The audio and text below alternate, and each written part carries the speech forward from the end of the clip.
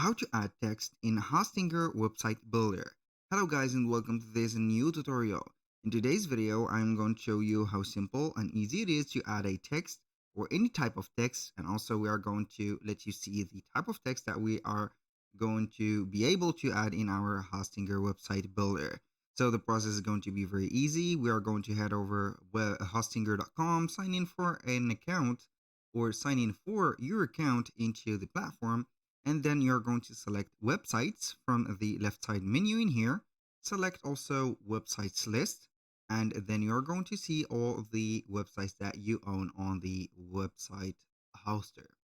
So basically we're going to have this one. So we have the Hostinger logo on it. That means that will be edited, or that it will be edited within the Hostinger website builder. So we are going to click on edit website, and now we are going to wait for it.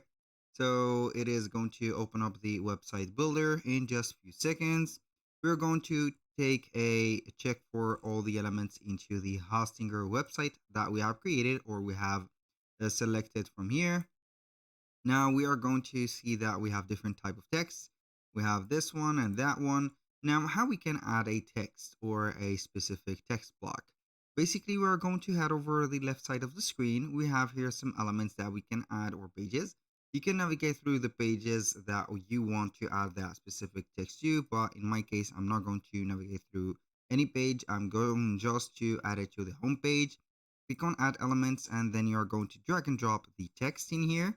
So you're going to see the text. I'm going to be able to extend it or put an extension to it, so I can move it freely around in here on wherever I want on this section with no limitation. And we can edit that text by clicking on edit text, and then we can change the color of the text by selecting the color that we want, for example.